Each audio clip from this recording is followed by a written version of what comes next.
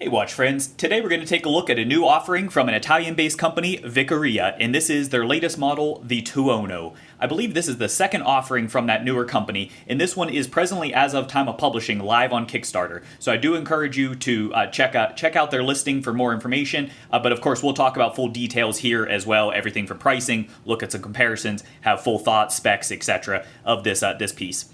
But initially, let's go ahead and talk about the overarching concept. So what's going on with this watch? What is it that was their inspiration?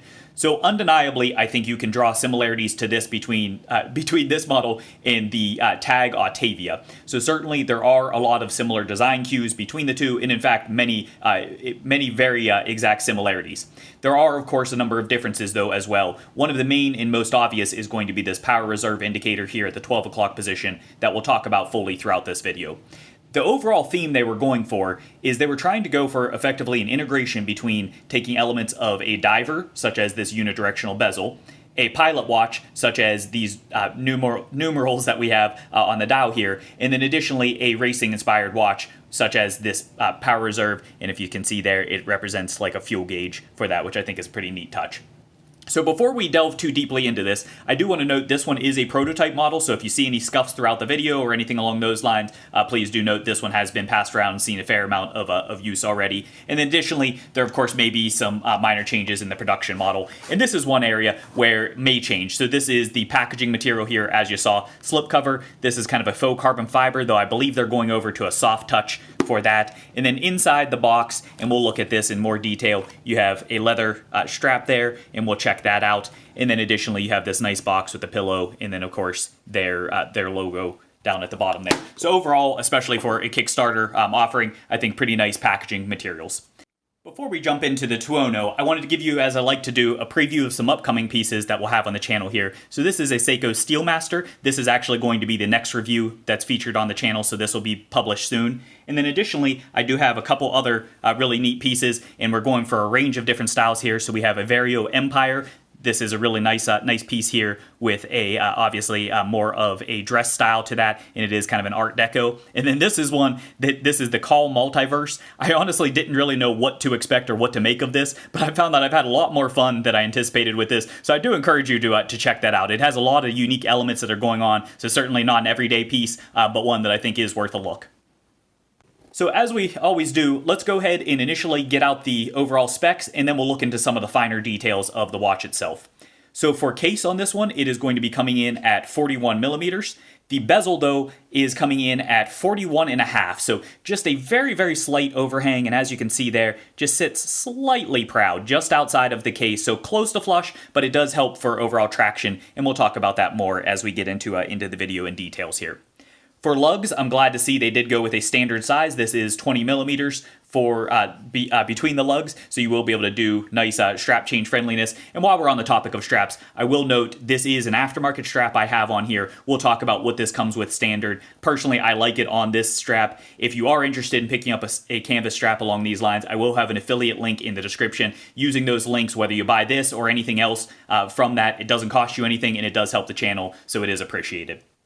As far as the lug-to-lug, this is coming in at 48.75 millimeters, so a nice happy medium, not the smallest in the world, not hugely large, but on my 6.5-inch wrist, you'll see no overhang, fits quite nicely there, and I think this will be accommodating for most wrist sizes.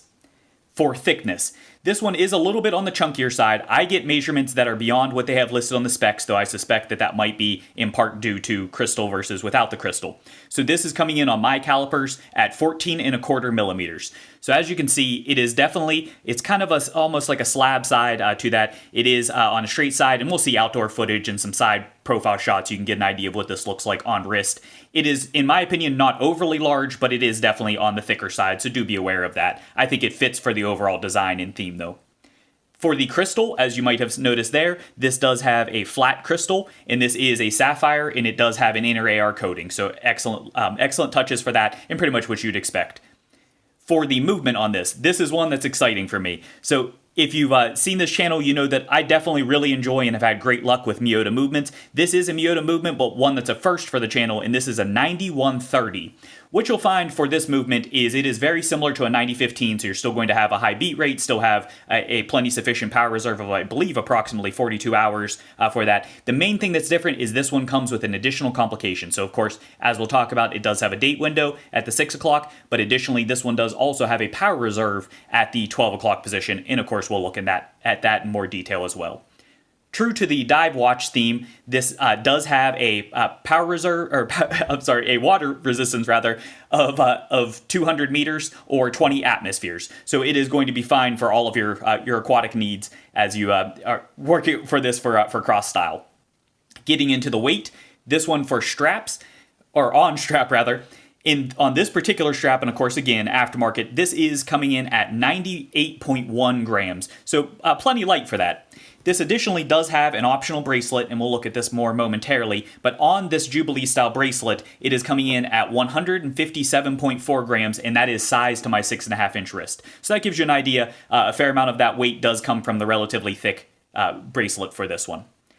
For the accessories out of standard, it's going to come with, as we saw there, the box.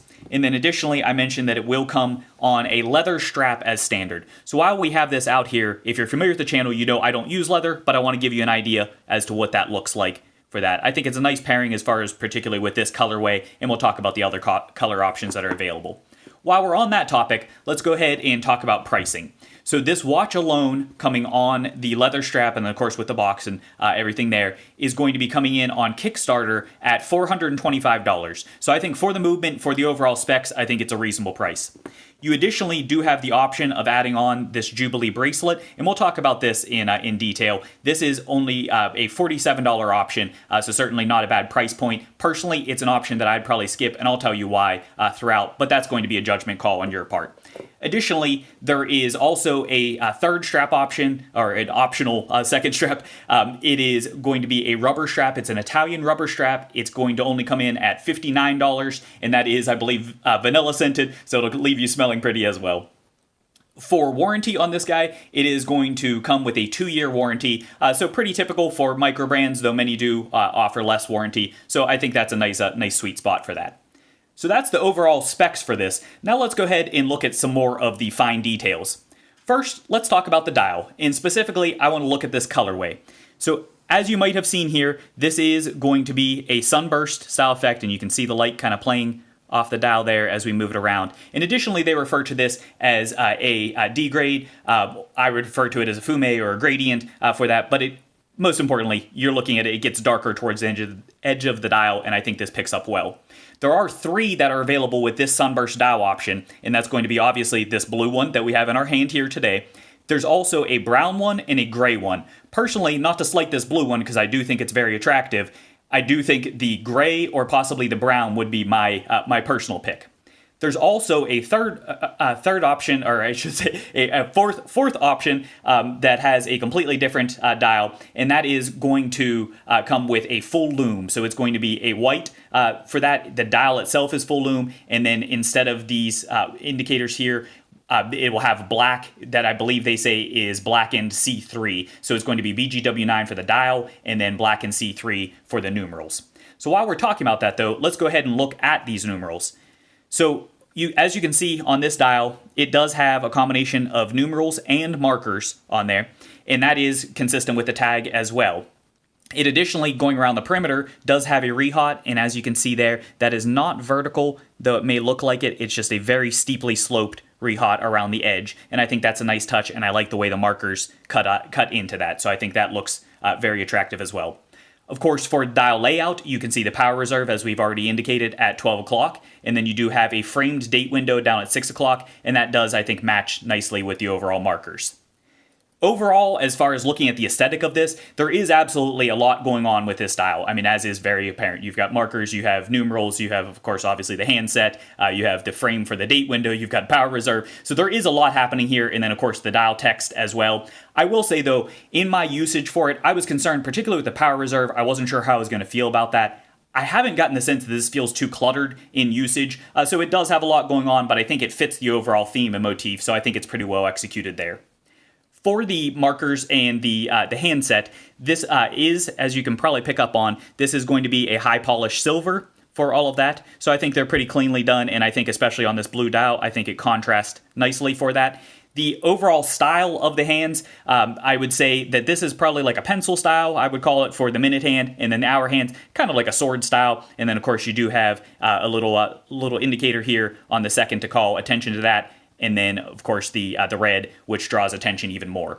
So for the loom on this particular one, this is going to have BGW9 throughout. So it's going to have on the hands, all three hands, as well as the numerals, and then the bezel is also BGW9 loom. And we'll take a look at that and give some feedback and thoughts on that element as well. I will say at this point, I do wish the minute hand was just a little longer here, came out closer to that chapter ring, just for legibility. Overall, I think legibility is still plenty adequate. That's just a little touch that I hope makes its way into the production model. So now transitioning over to the bezel. This bezel is a ceramic bezel insert, and as I just mentioned, it is loomed. This is a 120 click unidirectional bezel, and let's go ahead and look at that action.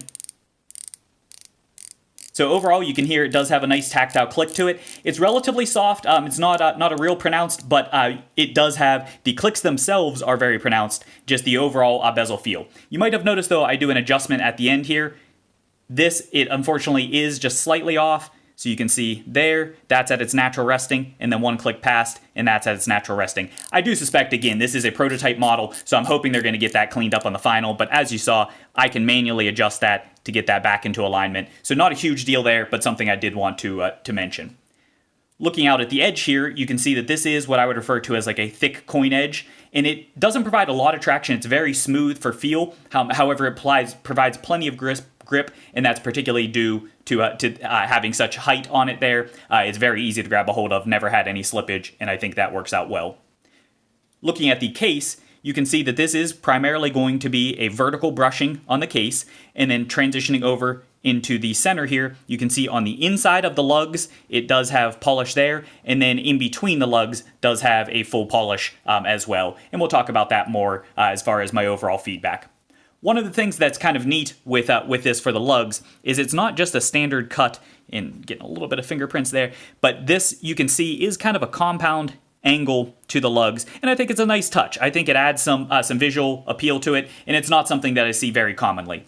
As far as the case itself, we did already talk about, this is relatively straight up and relatively thick slab. It does wear a little bit on the tall side, though I don't think overly so. It's just a smidge, maybe a millimeter above where I would typically expect for something along these lines. But again, I think it fits the overall aesthetic. Now looking at the crown here is measuring in at 6.83 millimeters. It does have, for the knurling here, you can see that it's cut and then does have a center channel cut just to add a little bit of visual appeal, and that is consistent with the tag as well. Additionally, this is signed, and you can see their logo or their crest right there on that one. And it is, of course, as you would expect, a screw-down crown for this to keep that water resistance. I will talk a little more about the crown. On this particular one, I have found it's a little bit gritty, a little bit hard to turn just on the threading. I do suspect from this being a prototype and from being passed around, I think this might have been cross-threaded and it just added a little bit of grittiness on that, but I expect that will be cleaned up on the production model, but I did want to note that just from my experience with this specific one. Looking at the case back, additionally, as you would expect, this is going to be a screw-down case back. It does have a full mirror polish all the way around, pardon the fingerprints on that. And then, of course, for the rotor, you can see the movement itself has a Coats de Genevieve, so it has nice, relatively light decoration, but I think it's fairly attractive for that, especially at this price point. Additionally, it does have a custom rotor, fairly basic, mainly branding, and then it does have the two-tone look to that, so I think it's nicely done. As far as the text on the back, one of the things, especially as an Italian-American, that I think is pretty cool is this does have Italian all throughout the perimeter there. So I think that's a nice little touch for that one, and I think it makes it different from the rest of the pack. And then, of course, this one, it will be numbered. Looks like there's going to be a production of 300. I'm assuming that's per colorway, but this one, of course, is all X's there because it's the prototype. All right, so overall, I think that gives a pretty good look at the watch itself. Now let's go ahead and take a look at the optional bracelet. So as I mentioned, this bracelet, For me, one of the biggest things, so just talking about the specs overall, obviously it's a Jubilee style bracelet. It is definitely on the chunkier side, and it is coming in at 20 millimeters of course, and it is a fitted and solid end length for that. Sorry, getting out of focus there and dropped the spring bar. All right, so holding that all together. So with this one, I will say that overall, the bracelet, I wish that they had not gone with this polished. As you can see, it is a mirror polish, and it does have a butterfly clasp here. It additionally, for adjustments, is going to be pin and collar throughout, or actually, I believe, fixed collars, so just pins for that. I will say, with this, for overall aesthetic, let's go ahead and look at the inside. This you can see is brushing here. I wish so badly that they would have gone with this brushing on the exterior. I think that's a really cool look. I like that as far as both from wear, as far as visual. In addition, I think that would hold up a little better as far as not having scuffing be as visible. So that, to me, if you flip this one around, I think would look awesome. I'm not personally a huge fan, and this is just a preference thing. I'm not a huge fan of mirror polish. At a minimum, I would have liked to have seen them do brushing with just accents of mirror, certainly not a mirror polish. So hopefully that's something they'll consider doing for the production piece. But overall, I think it's a pretty nicely done bracelet. As you can see there, it does articulate. It does fit nicely on the wrist there. So I think if you like this style, I think it's worth the just under $50 for it. But for me, that's probably one that I will skip. All right, so now that we've looked at some of that, let's go ahead and take a look at some of the comparisons here. So right off the bat, I want to show this next to a Zealous Mako, mainly because this is a similar colorway for this piece. And you can get kind of an idea, this is 40 millimeters, this is coming in at 41, and this gives you kind of a flavor of the visual size comparison there.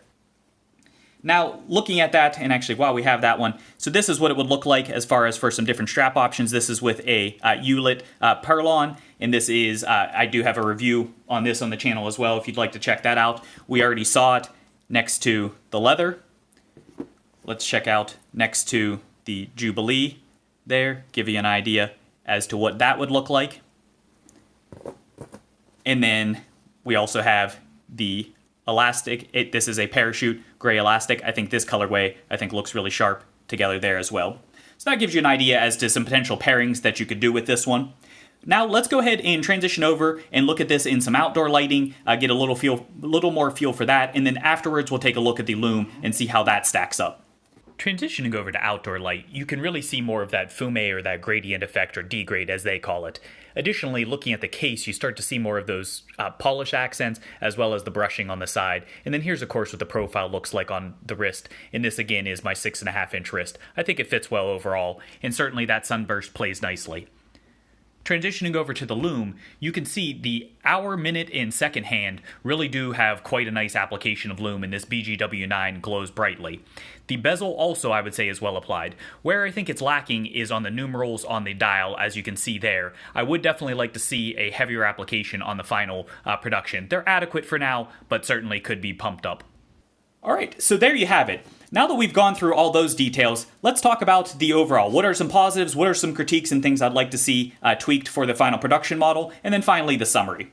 So first off, for the positives, the power reserve, I found that to be a lot of fun. I really like that. It's something you don't see that commonly on micro brands in particular. So I think that's a nice touch, and that's been very fun in my usage to watch that top itself up. Additionally, I think the dials are very attractive. I think they're pretty nicely done, but I particularly like the finishing with that sunburst and that gradient. Very attractive there, very nice.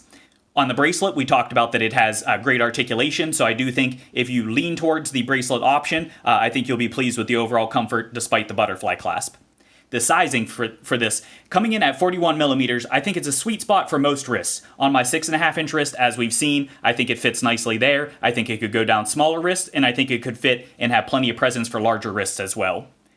For the dial, I do like that it has numerals. I'm personally a fan of numerals, and I think that's a good look overall. It does have a little bit of that pilot vibe, so I think that's good. And then finally, one that's specific to this one, though I found to be true of Miyota movements in general, the 9130 lives up to my high expectations for Miyota. This regulation has been excellent. Over now almost 4 days of continuous usage, this has effectively shifted 0 in time. It might have drifted 1 second for overall. So I mean, excellent tight there, including from storage. So very impressed with that. As to some of the critiques and some things that I would like to see improved. We already talked about the bezel alignment. Certainly I'm hoping that that's just a one-off for the prototype, but I would like to see that alignment bettered there. The minute hand, I mentioned that I would like to see that kicked out a little bit further. I think touching the minute track would help for legibility, or at least coming close to that, so I would like to see that change implemented. We talked about the crown with a possibility of cross-threading. Again, I think that's a one-off issue, but it is something that I observed, so I want to share with you here for that. With the bracelet, and this is one of my biggest items, is I really do wish they would get away from this full polished bracelet. And then additionally, I'm not a huge fan of butterfly clasp, especially if it's not on a dress watch. So I wish that they would add the micro adjustment and the benefits that would come from going with the traditional double pusher style instead of that. But relatively minor tweaks, and that is, of course, an optional accessory anyways. As far as the case, I think it's pretty nice look there. Personally, I would have preferred if they would have just gone brushing in between the lugs. I think it would have hide the wear a little better there, as far as from some of the bracelet changes that my predecessors had there. But I think for me, aesthetics, visual. So most of those are just preference based and are just minor elements. So where does that leave us overall with this piece? And actually, I apologize. One more element there, the loom. So as we talked about the numerals, I really want to see those pumped up.